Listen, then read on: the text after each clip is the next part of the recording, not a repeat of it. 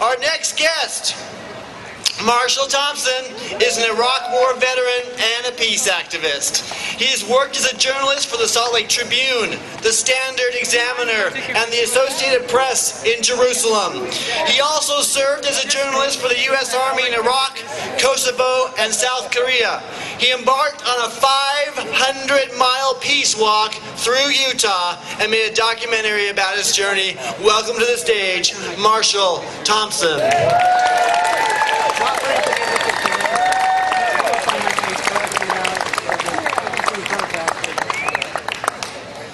Thank you so much for being here today.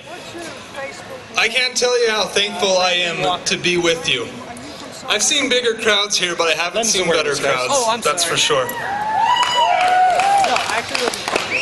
In fact, to be honest, the things I want to share with you today, I feel more comfortable sharing with a small group, and I even had my private doubts coming down today if I could share these things with a larger group. So, thank you.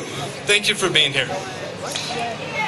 I think it's important to get a little bit of perspective right now in times like this. In 2003, I attended a protest against the impending war in Iraq at Utah State University. Only a handful of people came out to support peace, but we had well over 200 people there to support war. They wore Bomb Saddam t-shirts, they yelled at us, they mocked us, they tried to take the microphone away from us and push us off our stage. And we yelled back. It was the beginning of a very dark time for our country. And we watched heartbroken as we've seen our nation go down a strange path of illegal war, xenophobia, and torture. But now, today, less than a decade later, we can already see our country is beginning to awake from the nightmare that had gripped it for so many years. I feel more hope right now for an end to the war than I ever have before. And I feel sure that those who put this country on that dark path will face justice in this life. And it's because of people like you showing up today and being the stalwarts and being the backbone. I had to write this down because Kristen says, my wife says I'm not that good at memorizing things. Spending a year in Iraq as a soldier, I came to understand more fully that every act of violence has at least two victims. There's the person who commits the act of violence, and there's the person who is on the receiving end of that act of violence. Both may be burdened and scarred for life, and both may eventually die of their wounds. And so when our country chooses a path of war and torture, we create twice the pain, twice the broken lives, and twice the destruction. And when I think of this, I think of the story of a specialist, Alyssa Peterson, who was one of the first women to die in Iraq. I've told her story before, but I'm going to keep telling it until everybody knows. I never met Alyssa, but there's a couple of very important things that we have in common. We were both Mormons. We both served as missionaries for our church. We both returned home from these missions with a desire to serve our country and join the military. But Alyssa was exceptional. She was a gifted linguist who taught herself Dutch before she even went on her mission to the Netherlands. And she used that gift to learn Arabic so that she could serve her country as an interpreter and as an interrogator. But when Alyssa got to Iraq, she found that her country had betrayed her. Alyssa was ordered to participate in an interrogation program referred to as the cage.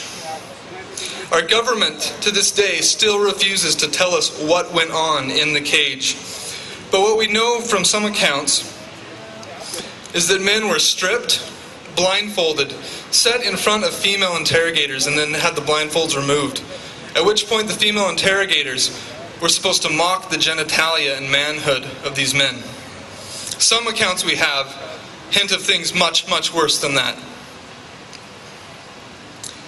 As Mormons, Alyssa and I were raised to believe that we are all children of God. We believe in the divinity of our bodies and the sacredness of sexuality. And so I understand the betrayal she must have felt when she found that her government was asking her to use her sacred sexuality, that divinity that was within her, as a weapon to humiliate, defile, and torture another child of God. Weak and naive men thousands of miles away acted out of fear and hate and ignorance and ordered Alyssa to abandon her morals, to defy her sense of right and wrong, and to ultimately rebel against her God. Alyssa, however, was exceptional, and she refused to do it. After only 2 days working in the cage, she complained about what was happening and utterly refused to serve. Shortly after that, she was found dead on her base in Iraq. The first story that came out said it was a non-combat negligent discharge. But as reporters dug deeper into the story, it was revealed that she committed suicide. That even isn't certain to this point. It's a shame that we do not know the full details of Alyssa's story. It's a shame that we do not know what went on in the cage that caused this exceptional woman such distress. And it's a shame that we have allowed our country to fall into this kind of darkness. Victor Hugo wrote, "If the soul is left in darkness, sins will be committed. The guilty one is not he who commits the sin, but he who causes the darkness." For Alyssa's sake, and for the sake of all those who've been affected by illegal war and torture, we must prosecute those who cause the darkness.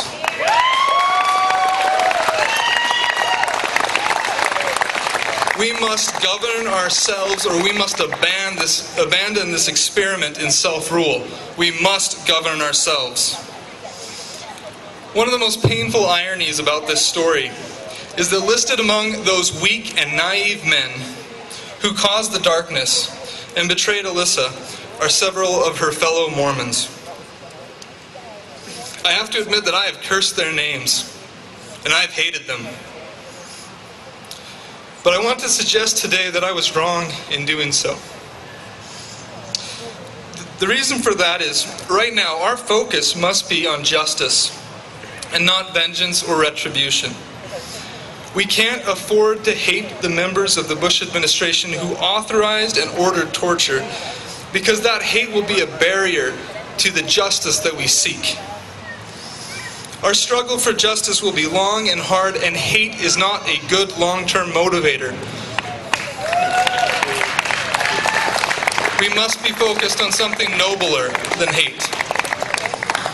I've often wondered what I would do if I ever had the chance to meet President George W. Bush. I've thought maybe I'd shake his hand, maybe I'd snub him, maybe I'd yell at him.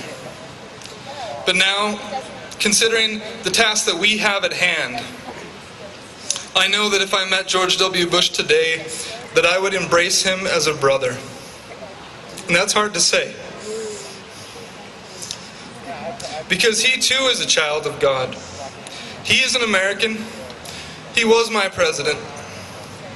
I forgive him for the pain that his actions have caused me and my family.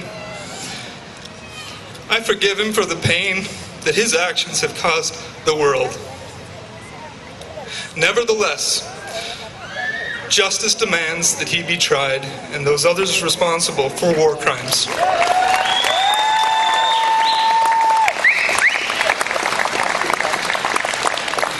And so despite the seriousness of this topic, despite the pain involved, today is a wonderful day. The sun's out. There's wonderful people that have gathered here today to take on an important cause. We're all here together to make the country a better place. And we're here to ensure that future generations have a good example to follow. We're here to demand justice for the countless victims of illegal war, indefinite detention, and torture.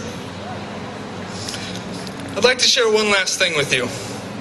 It's a Mormon scripture from one of our canonical texts. It's called the Doctrine and Covenants.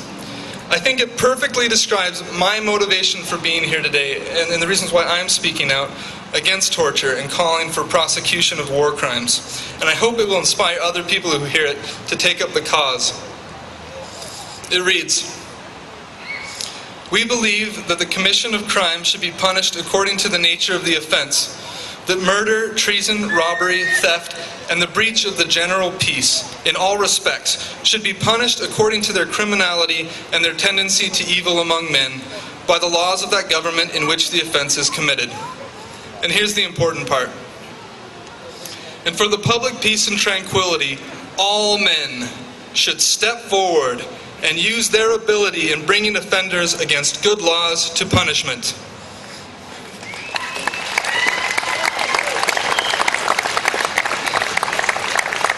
It's my hope today that we can all come together and use our abilities to bring offenders of good laws to justice and to bring them to punishment, and to do it in a way that is free of hate and focused on peace and justice.